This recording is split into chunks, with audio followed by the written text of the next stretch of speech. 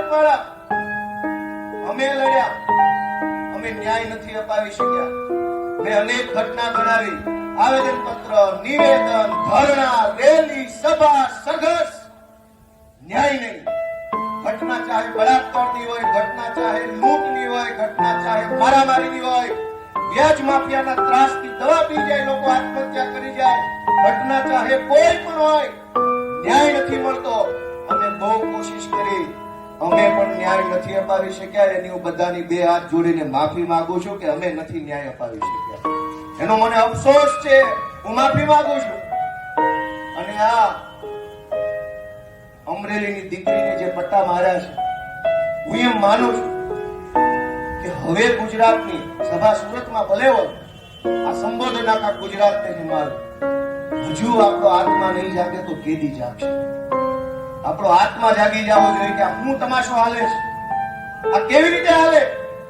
ગુંડાઓ, બુટલેગરો, માફિયાઓ, તોડબાજો, drugs વાળા, દારૂ વાળા, રેતી વાળા બેફામ ફરે અને નિર્દોષ માણસને પોલીસ સ્ટેશનમાં માર મારે છે.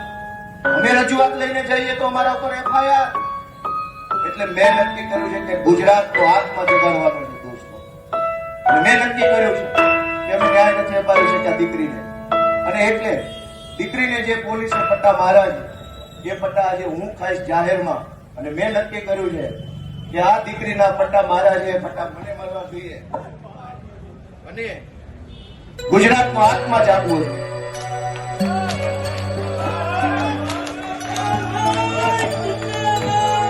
ગુજરાતનો આત્મા જાગવો જોઈએ. હવે ગુજરાતનો આત્મા જાગવો જોઈએ. આત્મા જાગવો જોઈએ ગુજરાત આખાનો. દીકરીને પટ્ટા કેવી રીતે પોલીસ મારે? મૂકી દો. ગુજરાતનો દોસ્તો આત્મા જાગવો જોઈએ. આત્માની અંદર જાગવું જોઈએ. દીકરીને પોલીસ કેવી રીતે પટ્ટા મારી શકે દોસ્તો? આ સજા મને મળવી જોઈએ. આ સજા મને મળવી જોઈએ. જેને જેને દીકરીઓ, ગુજરાત આખાની દીકરીઓ પર અત્યાચાર કર્યા, સજા મને મળવી જોઈએ. દોસ્તો, અમે ન્યાય નથી અપાવી શક્યા. અમે ન્યાય નથી અપાવી શક્યા.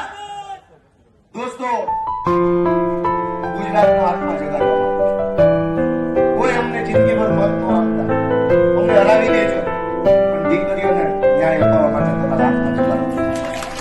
તમારા આત્મા જગાડો. અમને આખી જિંદગી મત ન દેતા, હરાવી દેજો. દીકરીને ન્યાય અપાવશો કે નહીં અપાવો?